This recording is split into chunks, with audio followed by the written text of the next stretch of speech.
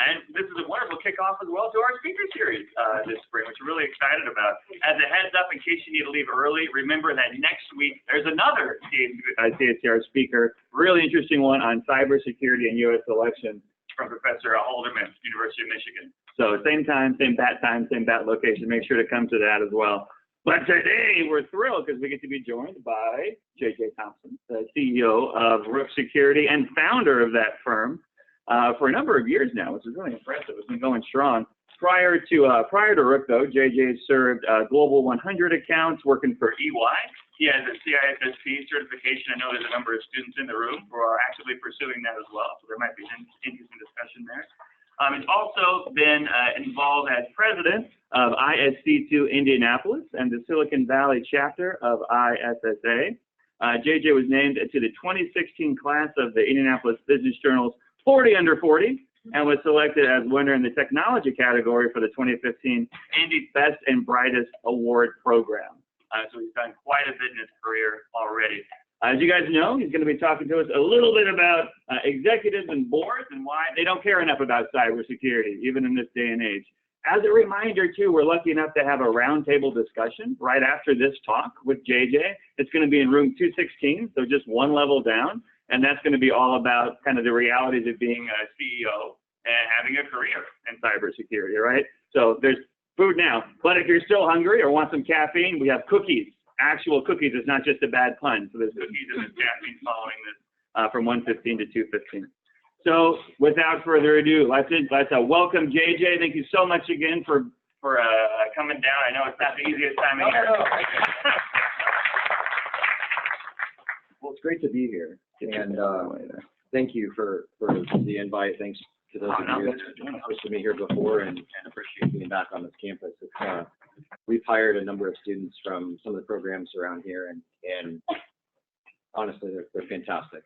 You guys know that, though, because you either created them or are them. So either way, it's not a surprise to any of you, but it was to me because I grew up on Purdue's campus and I was a University of Iowa alumni. So you know, I'd heard about this beautiful part of the country. It's basically a Ivy League campus that is nestled here in southern Indiana. And I never really made it here until I married one.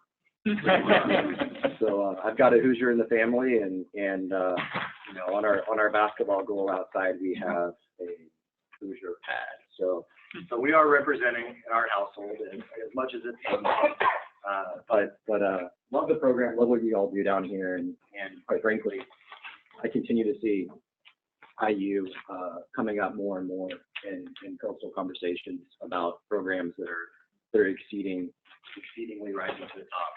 And you know, from my personal opinion, the blending and the unique focus and emphasis from leadership on this campus around blending cybersecurity disciplines into other domains is so far ahead of the game.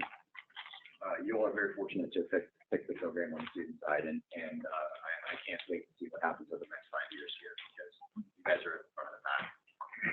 And so anyway, I mean, for those of you who haven't heard me talk before, I don't make things up. I don't bluff and I don't hold back.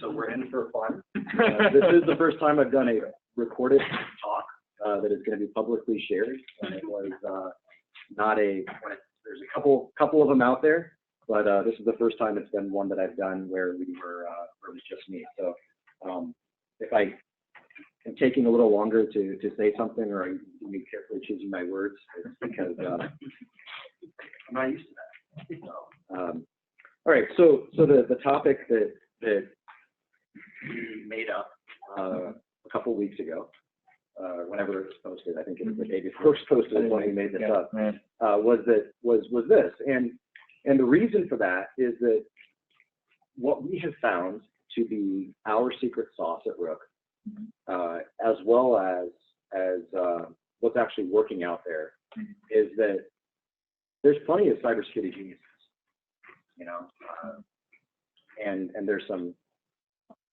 quippy slogans behind some of that, but that's not the challenge. The challenge isn't knowing what to do. The challenge is actually getting it done. And so that's pretty hard. So my background, You heard plenty of, thank you for shortening all that up. My bios are really frustrating and really hard to We'd still be going through it. Well, but it's ridiculous, right? So it's, I'm 37, grew up in West Lafayette. My first entree into this industry was in 5th grade. My neighbor couldn't get on Prodigy. She needed to work from home, and dial-up, right? And it was because she had a master boot sector virus. So I got on my bike and I rode across town to Lafayette, and I went to the computer place where there was some guy that looked like something out of a movie, and he's sitting there, and he put FPROT updated antivirus signatures on a 3.5-inch floppy. I pedaled back across and I got $50, and that was 10 times what I get paid to mow a lawn.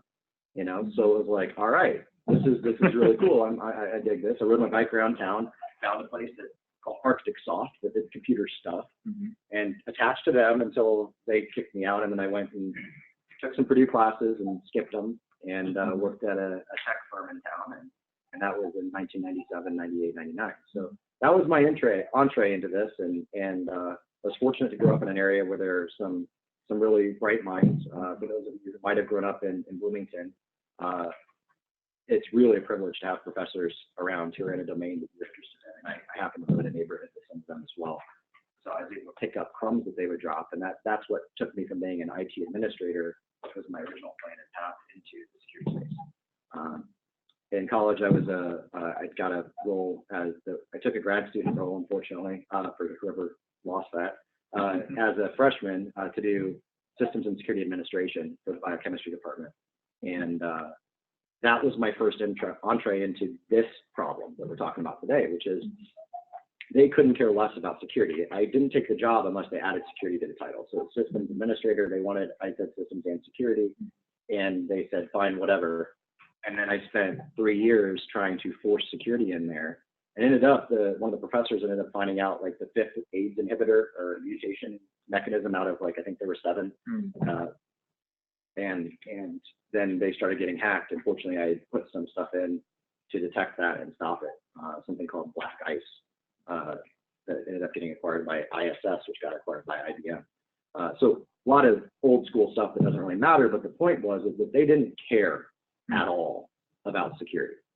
It was I just talking to you, intellectual freedom and openness. And we were having a hard time getting the presentation over here because we had to go make some quick edits to pull some data out and then resend it. And we haven't shared a public file with anybody ever, ever. So this was like, we were struggling to figure out how to even get it to you. And so, but that was how that campus was as well, of course. And the point is that my job that was supposed to be about systems administration, I was trying to make it about security, and no one cared until I was able to show them that all this Eastern European hacking had been stopped, where they were trying to steal this professor's research data a week before he published it. So that was what they cared about, but they didn't even know they needed to care about it, right? And to me, that's the battle of security, and that's kind of what this comes down to. So I learned to be really passionate about security program strategy and design. I tend to focus on outcomes. I don't really like to focus on theory. There's plenty of that, and it usually doesn't matter when you're outside the academic circle.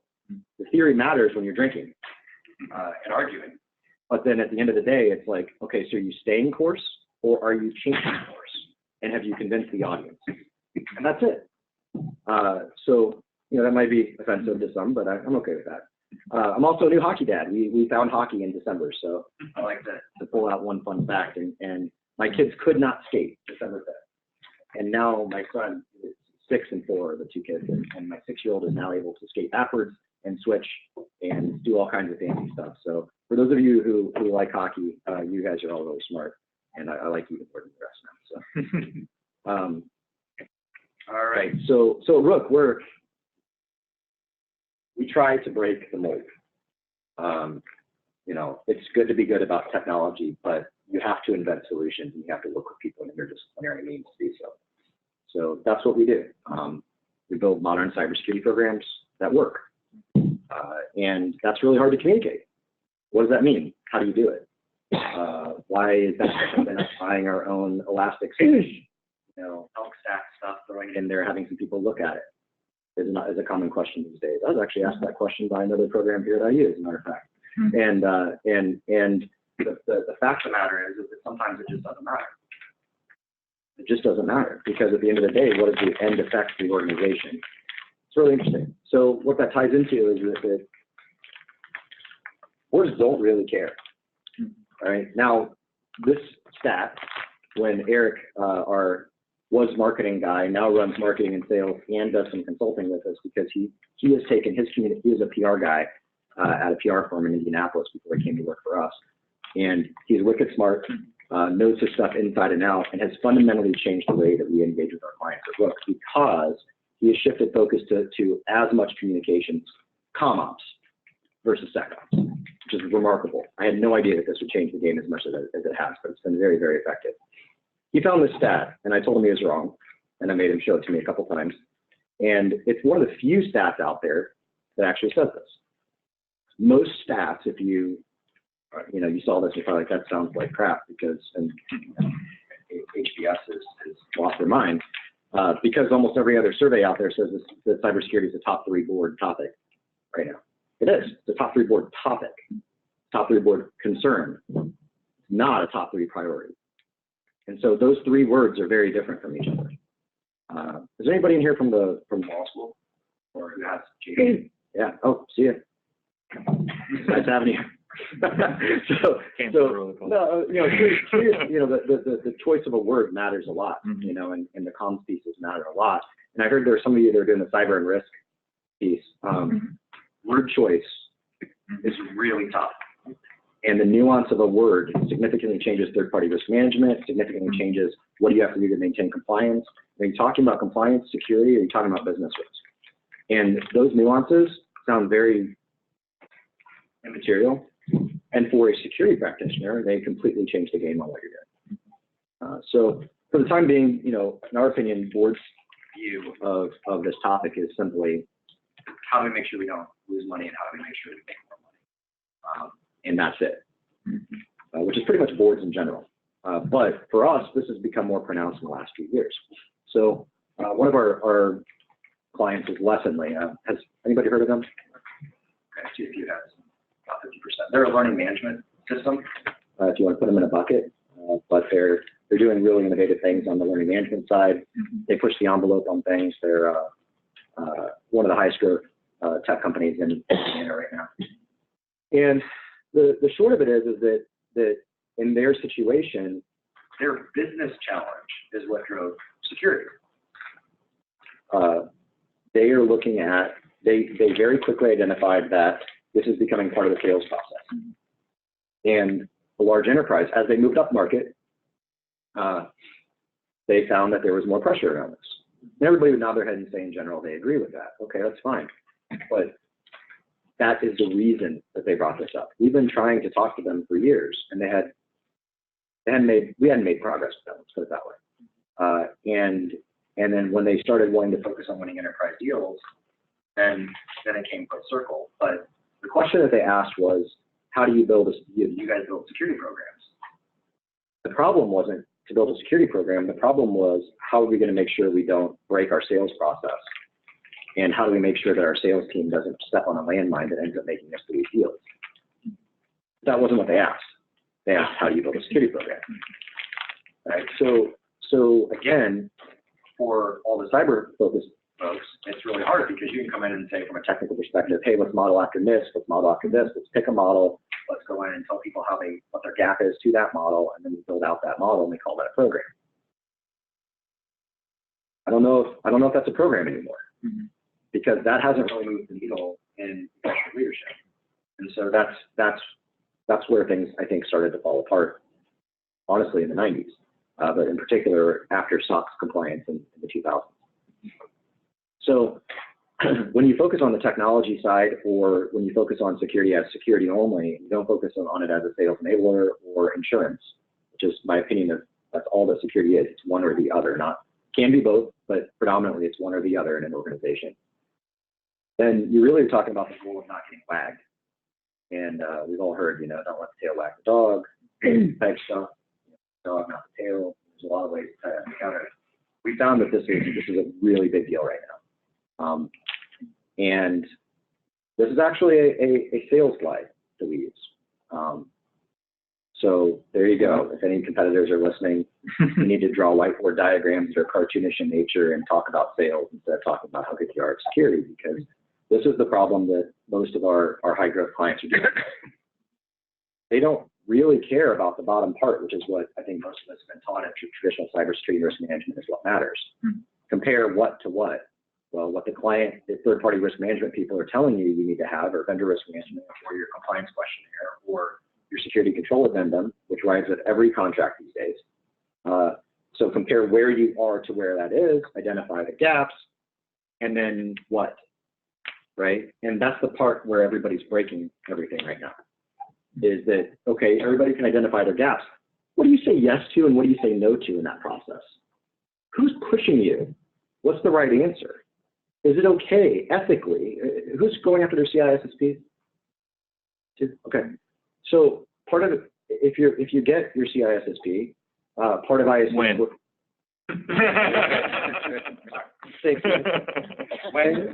whether it's provisional or not, based on your level of experience, was what I was actually alluding to. Yeah, not that you're going to not pass. I mean, the test is really terrifying. Yeah. I'm not going to lie. Like I took it and I finished it in about 50 minutes, which was stupid fast. And then I sat there and I was like, I completely bombed this. And I started reading back through it, and I kept reading back through it. And I read back through it 3 times, and I was like, this is just submit the thing, you know. And I walked up, dropped it off. I don't know how they do it these days. That's just on paper. And it was so hard because you don't actually apply what you know about cybersecurity. You literally regurgitate what the book said, the CDK guideline from Sean Harris. And you know, she's awesome, but like you just read it and regurgitate. And that's okay for those types of certifications. But I don't even remember where I was at on that. But I'm still going back to how shocked I was. At the time, there was a multiple choice question that said, how many top level domains are there? And they had 7 was an option, some other things were an option, and then like the answer was like 13.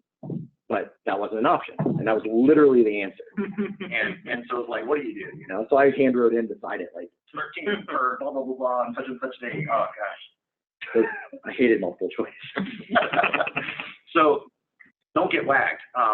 The point was at the bottom there. You know, you're effectively going through and identifying where you are, and then the part that really starts to matter is the negotiation and management then. So what we found to work effectively is, and again, everything below that line here is where most people focus, which is what did they say we need to be? What are our gaps? And then now what do we say? Yes or no?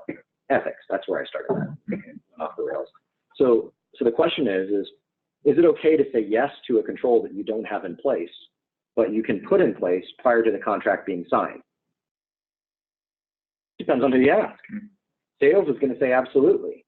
A purebred security person who really wants things to be black and white is going to say no, absolutely not. I'm not saying yes until I have it in place. I'm going to fall somewhere in the middle. You know, do not misrepresent. However, as long as you can accomplish the real objective, go ahead and say what it is that you can do, but make sure you have leadership commitment to getting that done and giving you the resources so that you follow through on what you promised. That's where I end up. But that's all shades of gray. It's about negotiation and communication. And that's communication internally. It's making sure the budget, resources, and prioritizations can be adjusted to support that promise you're making through the sales team. And then it comes into also, what are you committing to the third party that you're going to manage ongoing in your continuous improvement process? How do you communicate that? How do you package that up? And because you're in between budget cycles while you're making this new promise, how are you going to make sure you get the resources you need to be successful with it? What does the board care about? Win the deal. Don't lose the deal. Don't have churn. What does sales care about? Same thing. Well, usually not churn because that's not tied into their KPIs or MBOs or OKRs, depending upon what's the latest for you all here in management theory for organizational alignment. Is everybody kind of standardized on OKRs now, or is it still MBOs, KPIs, and then OKRs is the new kid that no one knows about yet? All right. You guys are getting coffee. Right after this. Yeah. All right. So why am I spending so much time talking about this? Because that's the part where you're getting whacked. You've already lost. And that's for 90% of organizations, how they manage their party vendor compliance and how they manage their sales cycle. Is they get whacked every single day. A new contract comes in with a new contract addendum. They rerun the comparative process. They identify their gaps. The comparative process is a nightmare anyway, because not one thing. So has anybody heard of shared assessments? It's okay. So they've tried to standardize the third-party risk management questionnaire process. Well, it hasn't been widely adopted enough. So you still have this really janky mapping between your master control matrix, which 75% of organizations don't actually have in place either. And then you take your master control matrix, you compare it against what they've asked you. You have to figure out what language means what, come up with some kind of a mapping, and then come up with an assertion about where you stand. And usually it's filled out as a yes or no. That all probably sounds familiar to everybody. Again, you've already lost, because in the sales process, we're people managing from a reactive perspective, you know, in communications through emails, through a briefing memo on how you manage security and compliance, and then through your own control mapping to try to say anything that's outside of this scope, we're happy to dive into deeper, but this is the scope that we currently operate under. Are you managing that process, or are you just simply getting reactive? And then proactively, it's really about content and psychological operations. So is your sales team, have you taught your sales team how to use the right language about security and risk management and privacy? So it's infused strategically in every communication and every interaction. And when people come on your site, are they getting to feel that in the vibe of what you put forth? Because that will significantly alter how much reactive work you have to do and how much you need to do down in the foo icon space where it all just stinks and you're getting whacked. Make sense? All right. A little different. So this is a Bay Area $700 million startup in software. I love startups out there. Like, can you imagine a $700 million funded startup here? That'd be really nice. I'd really like to see that someday. But in this case, some really great people, one of the best chief information security officers in the country, bar none. The guy is so innovative. Who was the art major? You were the art major, right? Art history. Art is in the word. You like art, you like visualization. So the communication through pictures has been, you know, one of the most, consistent methods of communicating, you know, since I don't know when. Do you know how far back it goes, or is that like one of those things that's just like so ambiguous? Very, very long. Yeah, it's nuts, right? So this CISO, he's so innovative that he actually hired an advertising student to come in and help him brand their security team. Called it StarSec. So he has his own little, you know, for the command line folks in the room and scripters, you can extrapolate what that meant to this guy. And he gets it. He understands visualization, he understands communication, and he was really having a hard time managing his general counsel. The general counsel is one of those who really steps over the top, dives in really deeply, feels like they own risk. That's a nice drinking debate as well, right? Who owns risk in an organization? I think it's bifurcated between people who have money and who are deciding how the money is spent, and the data owners. That's my opinion. So if you want to light me up on that later, feel free. But, you know, who owns risk? And unfortunately, I think, you know, a lot of us in the tech side have really put on our superhero capes in the 90s and 2000s. And because we can do these things that are impossible, you know, to a normal person. To me, last night, I almost didn't come today because my furnace overheated our wires. So our emergency disconnect switch got melted last night.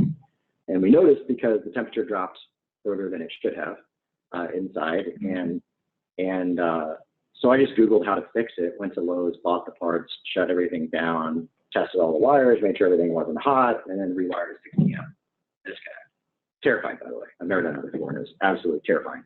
But that's like what IT people do, and that's what security people have done, and that's why I did it. And I didn't really have a good choice because prioritization in 30 below feels like temperatures are people who have no heat and could die, right? And so that's what the prioritization is. So if we wanted to have that fixed, I had to do it myself. But at the same time, I feel like that almost ties directly back to the mistakes that have been made where we tend to try to do too much. You know, there's IT applications team I was talking to recently, and they have 25 people on it.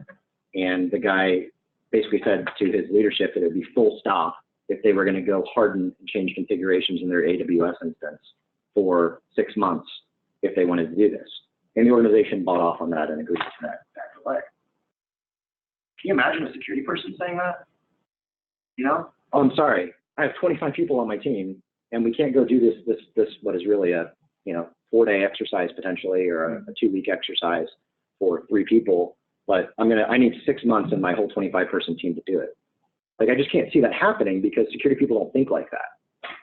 They think about, well, here's how I break it down, and I've never been fully resourced, and I've done research in college, and I've done projects, with teams in college, and we made things up really quickly and got the job done, right? But they don't say what normal people say about resourcing levels versus outcomes. And I'm a perfect example of what not to do with that. Well, they tended to have that challenge sometimes too. And so sometimes when you're too good, you're making your job harder. So in this case, what it was about they hired us to do a NIST assessment because that's what the general counsel wanted. But that wasn't really what the need was. The need was, how do we figure out how to communicate internally with designing a security program and a roadmap that doesn't break the culture that we have internally, where we're all a bunch of engineers who are doing really cool things. And how do I get consensus from the other leaders in the organization so that we're not constantly chasing our tail with executive communication? And this is a guy who's one of the best communicators I've ever met in the industry. And it still was something that was hard to do. And so we resorted to pictures and communication. So we changed the NIST assessment model. We took an interview-based approach where we basically went into every business owner, anybody who had a D or a V title level, and asked them 2 questions to cover off on 98 business controls. Interesting, right? 2 questions. What data matters to you? And where is it? All right, that's still 1 question. And second, what are your expectations of the security team when it comes to that data? That was it. We got all the answers to the controls from the IT and security team contacts and a couple of other key contacts. But we used that exercise that we didn't need to do and should not have been on, going out and talking to those folks would not be in a traditional scope, to help with organizational alignment and break down communication barriers. Because at the end of the day, that was really all that mattered. That then introduced the idea of data ownership. It introduced the idea that IT and security are not responsible for those controls. It led to the idea that they're serving the business units that they've been talking to about this the whole time, but now we were able to come back and then represent to the executive team, and it ended up going onto their board and their governance risk and compliance group. What does our business expect of IT and security for the most important data, which are the following? We got that as well. And they reside in the following places: 237 cloud applications and 2 on-premise environments. Go secure that. There is no technology to glue together that many cloud applications, and none of the cloud applications actually provide enough in their audit trail, including Salesforce, including Google, where you can access the right data to see who accessed what, when, where, how. Salesforce allows you to get that information through special requests. They don't allow that through VPN.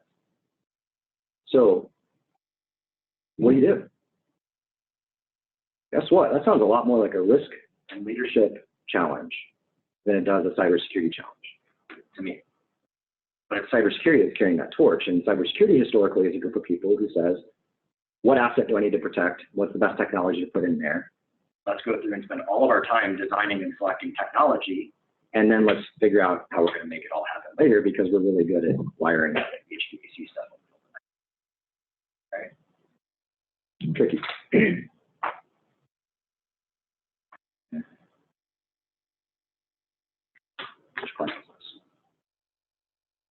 Sorry, again, we had to de-identify some stuff.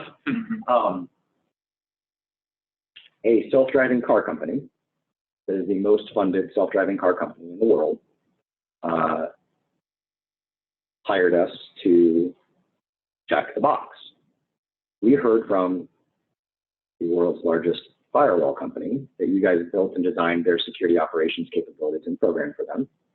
And when we asked them who should come do that for us, they said you. Okay, great.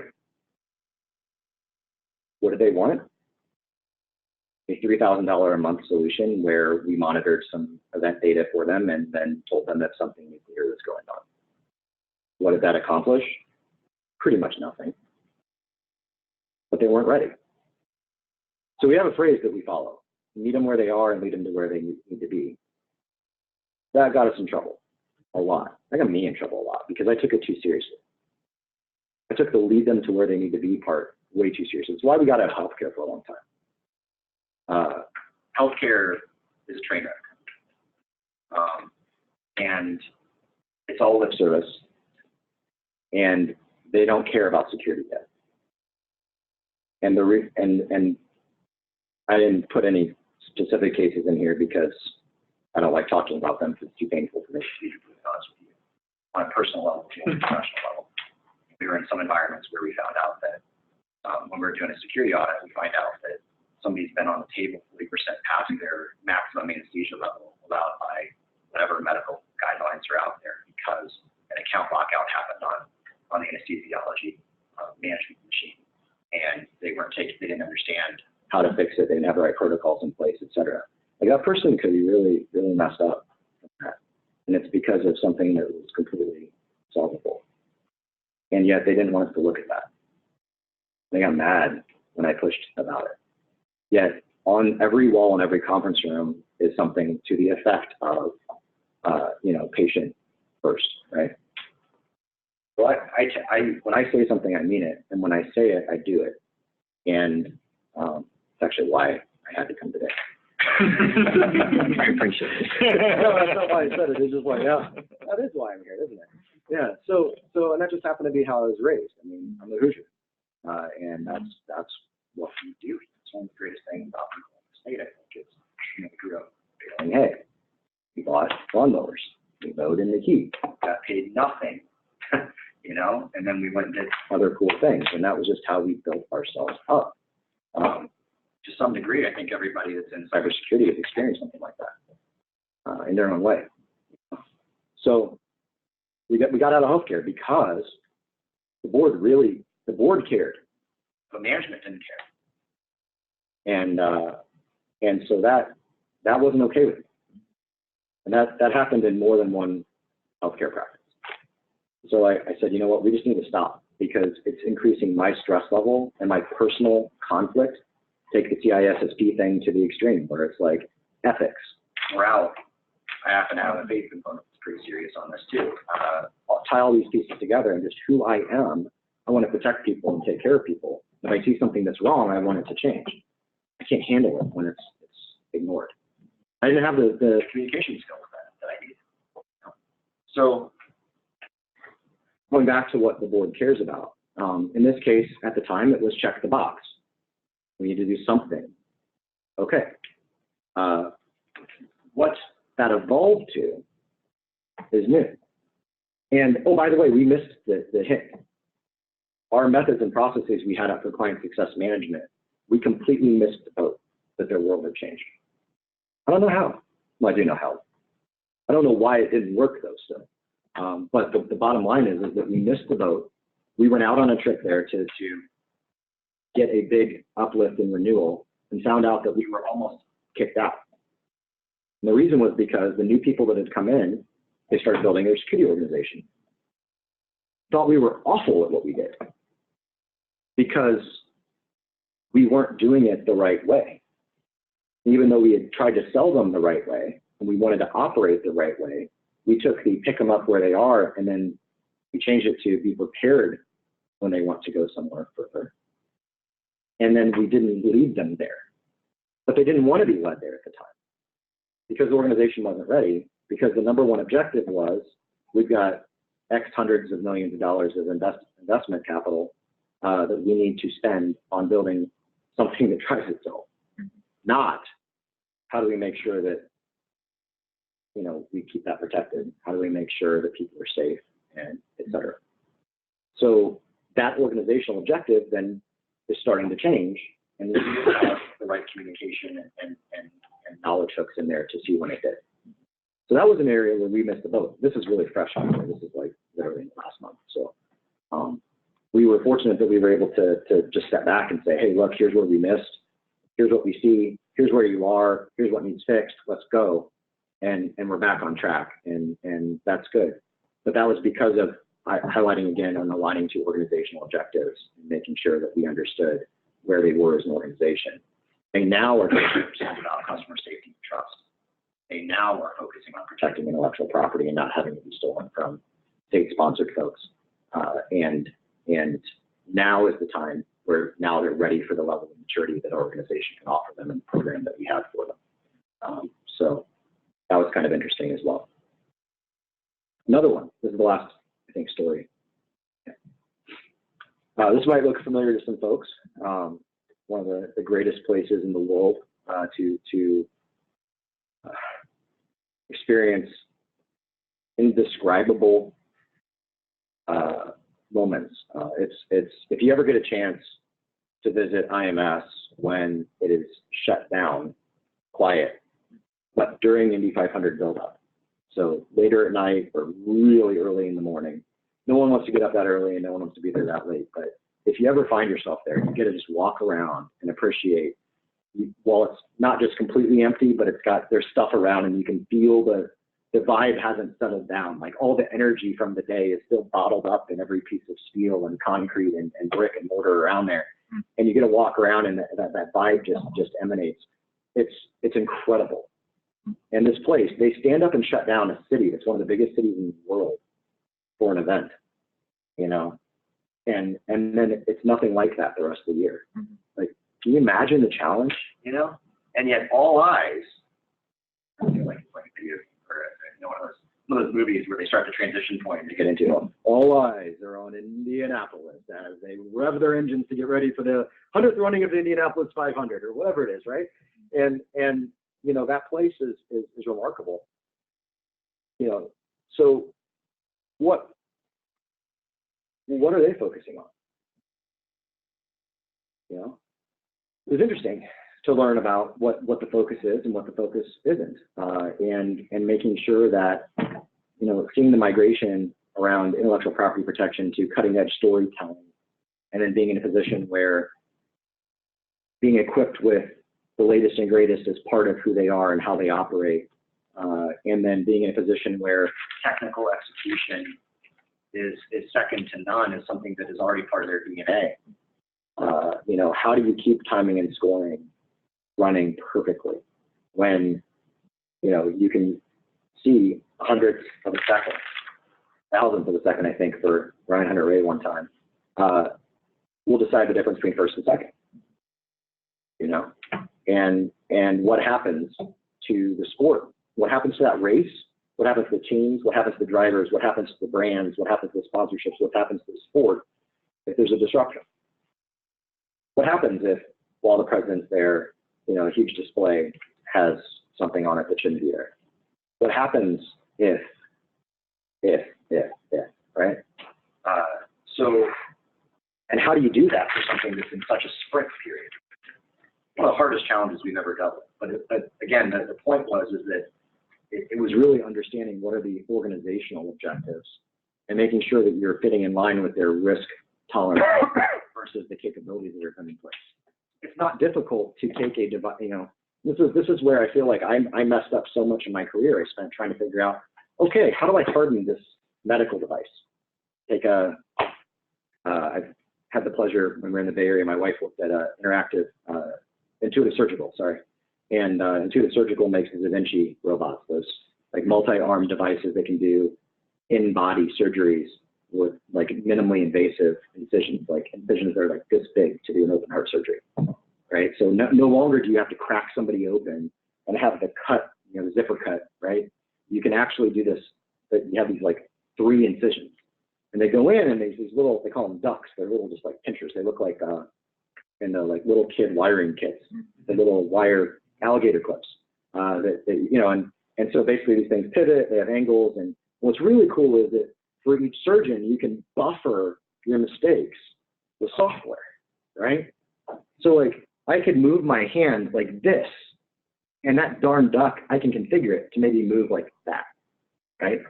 So my hand turns like this, and it moves like that.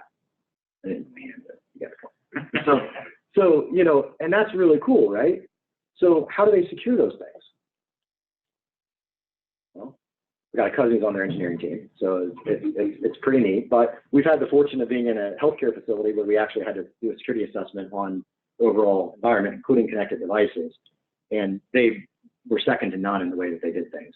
So it was really cool just to be able to check that out. But the challenges are crazy, and yet spending all that time focusing on how do you secure a device really had nothing to do with it. It's not hard. You know, there's more than half this room could answer that question off the cuff right now. Great. So if we know how to do that, then why isn't it done? For everything else, I'm not talking about their device now because I just told you it's secure. There are interception points. We all know that if you have interactivity, you have a weakness. You know, but the bottom line is that why haven't we solved this problem then in healthcare? I think it's because the system's fundamentally broken. But aside from that, it's interesting. Whenever you go into any healthcare environment, it's hard to say how you guys have a leading institution. So I won't, fictional place in another part of the country. How do you go in and secure a patient? How do you secure the patient experience? Right? It's really hard. Do they need to? I don't know. I'd say no right now. Anybody's securing their environment. And I don't think they care enough to do so for the most part. And I think the reason is because it's not really a board priority. It's a board topic, but it doesn't fit into the billing methods. It doesn't fit into the management methods. It doesn't fit into the vendor management practices. And the vendors get a point to 510K compliance and argue that they don't have to touch anything. And there's only 2 healthcare practices in the world that I'm aware of that are actually managing their vendors correctly, and one of them in Florida and one of them in California. They're making their vendors deal with this FDA compliance issue head on and making it not their problem because the FDA has issued enough guidance on it that they're able to push back on that. So why is that? Why am I bringing that up? Because at the end of the day, we're talking about communication and board priorities, and why is it that while there's so many smart people coming out of this program that we haven't solved all the world's problems yet? It's because it's not possible through the cybersecurity discipline. So what do you do? This is one thing that we come up with, stupid simple. Somebody comes in and says, hey, we want a security assessment. We say, really cool, that's awesome. So you want to go into the blue loop and do evaluation. Are you going to do an orange loop or an orange sprint? Are you going to improve?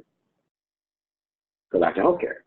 We've been into multiple environments that did an annual or tri-annual, in some cases, which just makes me sick, security assessment or audit. Who cares which term it is? It doesn't really matter. Just risk on the organization providing the work. But the question is, what do they do with it? So the first question we ask when somebody comes to us and says, I want a pen test, I want a security assessment, I want an audit, is cool. When did you have your last one? Awesome. What'd you find? Great. What'd you do with it? Anybody want to wager a guess on how often they actually took care of the problems were identified? All right. Why? Is it because their IT people don't know what they're doing? Is it because they don't have security people, or their security people aren't smart? They didn't set IU. What's the issue, right? Interesting. Actually, all right, that's really cool that you said that. Now I'm curious to be I'm going to go ahead and say it anyway. We strategically, so any competitors listening in, go ahead and try to duplicate this. What we did is we have won a lot of deals this year by going into a security assessment or a pen test and following this model. And then there's a slide that we had to take out that's actually like how we visualize it, which is really cool. But we literally on one slide can go through and tell somebody, actually, it's kind of like this in general, but I'm going to skip. Well, actually, sure, let's roll with this and pretend this is what we did because it's close enough. What is your objective? What are you trying to do? We basically say, you know what, we're not going to respond to your pen test RFP. Sorry, not going to happen. Because we think that you probably are wasting money on this every year and you're not getting that done. And if you're a security guy who's out there issuing a pen test, you either want to find problems because you want to use that for budget justification. You want to verify that you've done everything right, so you can get a third-party, sign off on it, and so you can look like you did really good. In that case, you don't want us to find stuff. Or the third case is you just need a compliance pen test for insurance or vendor management or something like that, where it really doesn't matter what we do. We can do a scan and call it a pen test because that's what everybody does for the most part anyway, because they don't have people who are smart enough to do real pen tests. So which of those three is it? And they're like, okay. Some of them run for the hills because they don't have anything to do with stuff like that. Our guys say it much nicer than I do. And so they say, okay, so what are you getting at? And they're like, okay, this is what we're getting at. Can we come in and do a whiteboard session? We do a whiteboard session. We talk to them about these things. We say, what are you trying to accomplish? Where are your data? How are you looking at risk, measuring risk, communicating residual risk? And is somebody formally accepting that and then making a decision to maintain course and accept the risk or change course and resources accordingly by a certain date? Already, 99% of organizations we talk to have not done those things. Great, then why do you need a pen test? Because I guarantee you, we can sit in a room with you and tell you your pen test results by asking you questions. So therefore, last year you paid, one place we do pen tests like $60,000 a month, okay? Another place we do it's like $15K, per annum. Either way, doesn't matter. Point is, whatever your budget is, you just spend it to have us tell you something that we can tell you by asking you questions, which is, here's your problem, and here's what you should do about it. Okay, now, why haven't you done that already is the question. So why don't you have us sit in a room with you and tell you this stuff verbally? If you want to pay us to document it for you, we will. If you want to pay us to do some technical value validation in a day, we can. Now you've got your pen test done. And, oh, wow, look, you just found a whole lot of budget to fix stuff. Cool.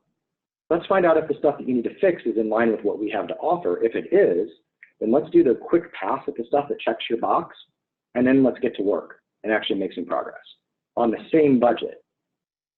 And so what you just said is exactly what we've seen. So that was like mind-blowing for us this year. And you just went right there. So again, I went to Iowa. There's a good joke in there. So I had a great program, but I just thank you, of course, where you're sitting. We appreciate that. So following down this path, so we asked, what's your objective? Is this it? This is what our objective is. To be blunt, this is not most people's objective. So what is it? Some places we need a compliance pen test every year so that we maintain our cyber liability insurance. Okay, cool. Then that's your objective. Don't pretend that it's something else and confuse everybody. Say your objective, follow your objective, and build your program around your objective. What do we think you need to have? You need to know where your data are, what data matter, where it is. You need to be able to detect attacks on those sensitive data assets. You need to be able to eliminate incidents prior to the breach. That third one is a variable based on risk management and risk tolerance. So what do you really need? You need to know what data you care about, where it is. You need to be able to detect attacks on those sensitive data assets, and you need to be able to communicate current capabilities, limitations, and residual risk. Those are the three talking points for every board in America right now. And that's it. None of the other parts about security matter right now. So that's what we have started to identify as we do our roundtables with people. That's what we identify in our one-on-ones. That's what we identify in our sales process are starting to become the main talking points. Because then from there, you can orient down the path of all the different pieces that you need to say. But this is the part where you write it with primary colors in crayon, and you say, where are our data? What data matters to us? Where are they? Okay, cool. Can we see when it does something that it shouldn't do? Largest organizations in the state are having troubles with those basic things right now. Everybody is, because it's wicked hard. So what data matters? In general, it's going to be these four things. So sometimes people call them different things. Sometimes people want to call emphasis to specific data attributes within those buckets, but essentially it's these four buckets all the time. You can change customer or employee to student. You can change it to, it's going to be segmented like this in every single case, everywhere. Above this is what are the data types? And then after it is what are the data flows? Because then that's how you identify where everything is. Number one issue with pen testing right now that I've seen, and when we go in to do compliance work for very large organizations, number one issue is that they don't know where their data are versus their scope of their security assessment or penetration test. Okay, great. So you had the whiz-bang black team type pen test, which no one's doing, but go ahead and pretend like it's really cool and really works. That's fine. We're not doing it either because no one lets us do it correctly. If I can't go kidnap your kid and then call you, and I'm not doing a black team pen test, so don't pretend. Don't go to your board and tell them that you're getting a pen test in and they're doing it the way the bad guys do. Because it's some, one of our nerds sitting in a comfy office somewhere and they have 50 rules of engagement they can't break. Stop pretending, right? It's a lie. So if I can't do that, that's not a real pen test. And I can't do that. So it's not ever going to be a real pen test. So let's just say that we're going to do the best we can based on realistic constraints and stop pretending like security is cooler than it really is. All right, so what data matters, where are they? And then locations, right? They're going to break into these types of buckets. Traditional infrastructure as a service, platforms as a service, software as a service, and strategically aligned businesses. Traditional is the stuff that we all talk about. So that would be mobile devices, servers, workstations, laptops, thumb drives, stands, all the different types of stuff that is the entire scope of everything that we've currently focused on for the most part. Why? Because it's really hard to start talking about these other things because there's not any easy, solutions to throw at them. SABs, strategically aligned businesses. That doesn't mean third-party vendors. I'm not even putting vendors on here because people can't figure out how to manage that either. So the vendor piece we're skipping because we threw that in the risk and compliance bucket for this model. Strategically aligned businesses are places that are like either really close business partners that you have frequent data interchange and exchange with, subsidiaries or parent companies or substantial shareholder owner groups that are forcing you to have shared services in different locations.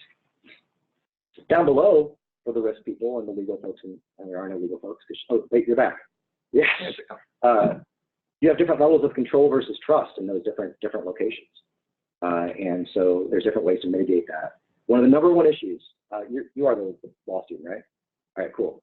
Number one issue that we have seen for all counsel everywhere, 1 out of 80 in the last 6 months had identified the demarcation of responsibility between the sender and the recipient of covered data. They all say they do. And then you ask them, fantastic, here's the stress test.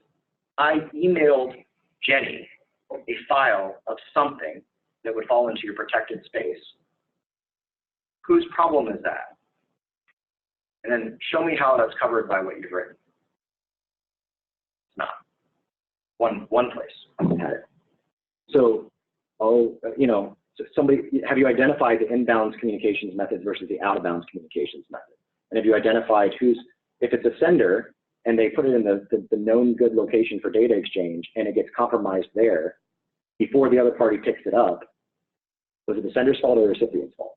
That's where significant. Yeah. Yes. Right. Oh. Right. And you want to know what's funny then too? Cool. So now what happens? You got a breach, right? We had this literally happened with a client. Somebody was doing a public-facing website for somebody for 3 pharmaceutical companies. Not one of them is in Indiana. And there was a data exchange that happened that shouldn't have happened to an FTP site that was the agreed upon exchange method. All data that was being in scope for this was public only. Therefore, there was no demarcation point in the contract. They would have thought of it anyway, but nonetheless, there was no demarcation identified or sensitive data handling procedures. The sender dropped the wrong file. It then got indexed by Google because it's a public FTP site and it was hosted in India. Yay. All right, what do? We actually threw the playbook out the window. The attorney, big New York attorney, told the client, don't tell the other people anything, just lock down, don't say anything, it can incriminate you, blah, blah, blah, blah, blah. blah. And he said, you know what? You're all hosed because you all screwed up. So maybe you get those risk officers and privacy officers on a call and we talk to them about how to solve this problem together. Novel idea. It's what they did. And that CIO, she had more guts than any male CIO I have ever seen in a crisis. And she brought it home and she got it done. So when we're talking about, you know, like woman power, and I'll tell you what, like that was one of the most remarkable experiences I'd ever had, seeing somebody have that kind of guts to do something that everybody was against, and it worked. So in my opinion, in crisis, transparency is everything. You don't say things that are going to be incriminating to you, but you need to, here's the basic playbook.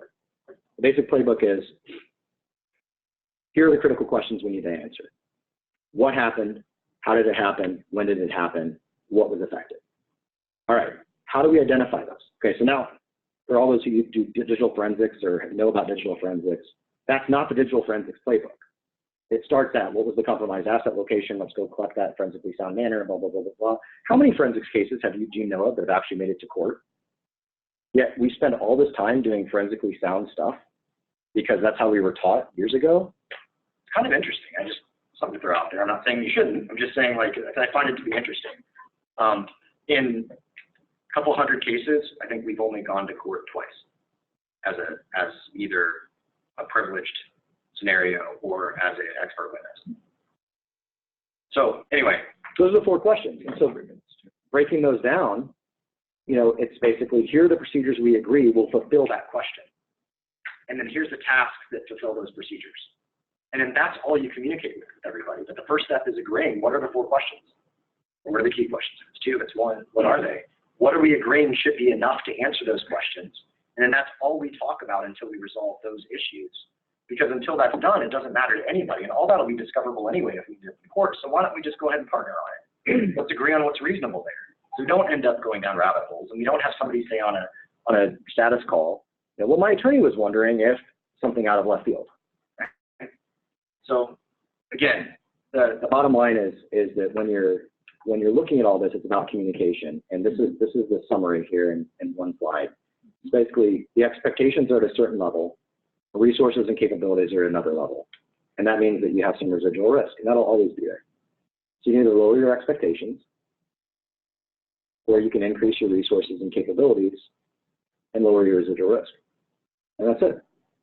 That's what it's all about. So I think that was helpful. Boards get the message. A little different. Yeah. Well, we are almost out of time, but maybe we have chances for kind of at least one, maybe 2 questions if they're quick. If anybody wants to jump in. Or Vaughn, yeah, feel free to get us started. That'd be great. Thank you. Great talk, JJ. I think you right. nailed a number of really key points. I actually go back to your opening slide about agility on all this. And I think, you know, what I hear you tackling really well is the fact that the environment since the 90s and even the 2000s has just changed so fast. And, you know, it used to be, right, like you said, forensics take us to court, right, because we had 5 cybersecurity cases a year in the 80s or something, right? Right now they're, you know, you can't even open the papers, even quit covering them anymore. I like that quote. Yeah, I mean, this is part of what the challenge I see. The profession right now is this is so evolving that by the time we get anything into the curriculum and teach it, now our program is great, but still, we have the challenge. How do we need to sort of teach the agility because things are going to change so fast, and I'm just curious if you have any insights into that, or am I thought-based? You know, no, you're not based, and again, I can't say enough about, you know, the meetings that I've been in around the program here and how forward-looking you all already are. So I love, it's like a good athlete. A good athlete is different than a great athlete. A great athlete is one who says, yeah, I hit 6 dingers in the doubleheader home runs in the last weekend, and yet I need to go spend a couple hours on BP because that one I hit, I didn't quite hit the right launch angle. My feet weren't quite right, right? You're over there saying, how do we become more agile when you're already one of the most agile programs out there? So that's a pretty remarkable thing to hear from you. You know, I think my stepdad's the dean of the School of Education at UD. He was the dean of School of Education at Purdue. My mom was a professor. Like, I lived in this world. It's awful. And the reason I say that is because agility is the enemy of everything in an educational process. Because you have provosts and you have faculty who are tenured and you have all these things. Everything gets in the way of agility. You guys have managed to be agile to a level that I haven't seen in other organizations. I think the trick is, how do you maintain that agility while not breaking the structure? I think that's all about your recruiting. So recruiting innovation, and then how quickly can you adapt to what you're seeing are little pieces of something out there without completely shifting your program focus. I hope that's an okay answer. That's great. Any other fast one before we depart? Knowing that we have a chance to continue the conversation with JJ downstairs. Please come. Over if coffee. you have time. It's cold outside, and If not, yeah, we'll be respectful of everybody's lunch hour here. So guys, please join me in thanking JJ.